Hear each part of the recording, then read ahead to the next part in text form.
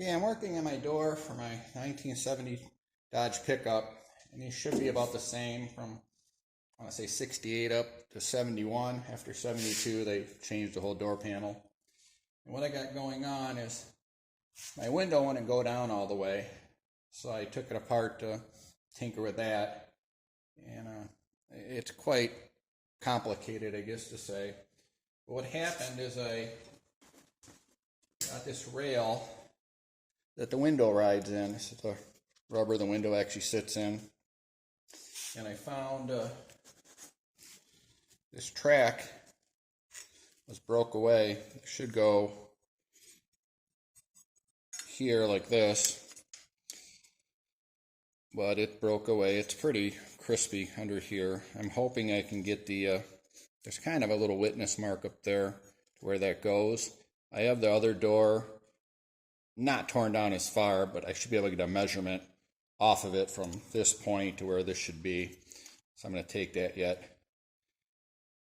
So this has to go back on there. I'm just planning to weld along this side, maybe a little along this side. And it probably should be stronger than what came from the factory. But to get to this, it's quite a bit of work. And I didn't find a whole lot of videos out there, so I'm going to make this one to help hopefully somebody out. The plastic comes off pretty straightforward, just screws here. To get the door handle plastic behind that, there's a little screw there, and you have to take that out to be able to pull the plastic out. Not a super big deal, but if you don't know what's there, it's kind of hiding. And when it's mounted like that, when it pulls that back and forth, and there's a rod that goes back here to the latch. This is the latching assembly. Not too big a deal. It goes in like that. This is the push from the outside door handle, how that works. The inside door handle moves like that and unlatches the door. That's your lock from inside. This is the lock from the outside. Goes in and rotates up down. When you pull this latch, when this goes in, this wheel ratchets in and it will not turn back out to hold the door closed. When you pull it allows it to spin freely, or if you push the outside one, it'll spin freely then, and it locks back up. This is the inside of it, if anybody really wants to take a look at the inside lock mechanism, outside lock mechanism, and the outside door release. That's how that works. And there's the ratchet on the bottom that locks it in place. I'm going to go ahead and oil this up before it goes back together. Some of these clips are kind of unique. I don't know if you'll be able to find these again, so definitely be careful. And those are on the other end of the door handle, and there's one on this locking arm that's pretty weird. Not a horrible design, but they're pretty weird. So keep in mind not to lose those. Here's the door handle cranker. This door handle goes in this there. Bolts up in 3 spots, back underneath in there. There's a track that rides in here, but this wheel rides in. There's one there. This one rides in these two ride in the rail that are broke, and this one rides in the rail inside the door. Keeps that in place. Basically, they just pop into these holes, kind of like that. And that's what it keeps them riding on. Very simple. I don't know what else to say. I took this, if you got to pull the window out, I believe you got to take the upper part of this door off, which is a lot easier said than done. There's a bolt hole here, bolt hole down here, kind of hiding. Bolt hole here, another bolt hole lower. Also, if you don't know, there's a little hidden flap down here. If you're not sure, there's 2 bolts straight down that hold this rail in place. Those come up from the bottom and hold it from trying to get this door frame off. I bent this a little bit. I got to figure out how to get that out. I don't know.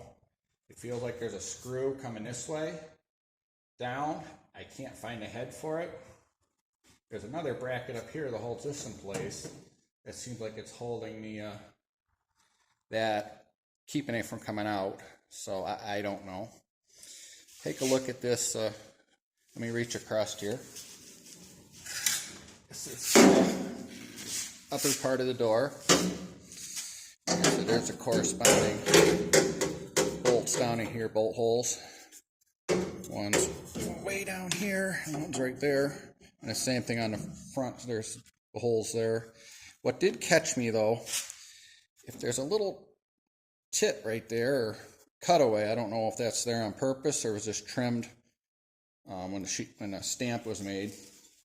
But that really screwed me up for quite a while trying to get this door to come up. Let me move over. Because it would catch right in this hole. And it took me quite a while of trying to figure out how to get this door up. And I didn't want to beat on. I took a little block of wood and tried tapping. And no matter what I did, it would stick there till I realized it was there. And I was able to get a screwdriver, push it in, and pop it up. So I think that's about it of what I know, unless I find more little secrets to these. I hope that helps somebody out. So I'm going to try to put this back together. If I figure out how to get this thing apart, I'll let you know, but I don't want to mess around with it too much and break it worse than it is. So, all right, I hope somebody gets something out of that. So I found some more stuff out in this door on the 70 Dodge. And I'll show you what I ended up finding here. I went ahead, this was kind of sticky, so I put a little oil in there, try to break that free, or at least work better. This is what I came across. I went ahead and I did get this out of here. And this up here, which I thought was hanging up, really wasn't. There was a screw back here I found under this rubber. And it's kind of hard to find, but I actually had to pull this rubber up. And I hope I didn't do too much damage to it. It's definitely bent. I'm going to have to figure out how to straighten that out. But this bracket's in the bottom of the door. Like I said, bolts in from the bottom of the door and lines up in here. That's why I have to take that little flap access panel off to get that out. Not too big a deal. Here's the screw I found. There's a clip here. I removed the clip. I bought some new ones. That's what's holding that window down. So that's another hidden little secret, I guess, if you don't know that. I did go ahead and I put the screws. I lied in the video. There's actually 4 of them. I put those back in there for the cranker. I put the cranker back on. Here's the outside door handle. That's just held on with 2 bolts. Not a super big deal. There's the outside latch. I put the screws back in there, the 3 of them to hold that on. These have 4, but I didn't want to put them back in the original holes since I'm going to be working in there. And I need these sharp screws going through, so I ended up putting those in bottles so I can't lose them. Or make it harder to lose. These are the clips I was talking about. That one's for the door lock.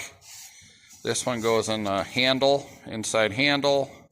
This goes in the inside door handle closer to the latch. This is one of the clips that actually holds the rubber where the window slides up and down. I got to see if I can find that. I did weld this rail back on. I just tacked in a few spots just to make sure. I didn't want to have to go grinding if it ain't right. But I measured from the other door 7 1/8 of an inch distance between the two. So if you need to know that information, that's where it is. Also, it lined up with the little witness mark on the end. I could see where the door sat before down there, so I was pretty sure it's in the right spot. Like I said, finding that rubber for that vent window is a little hard. It looks like there's a hole punched through the rubber, but I couldn't get anything driven down in there to try to catch the head on it. So that was difficult. I even was using this camera to try to find it.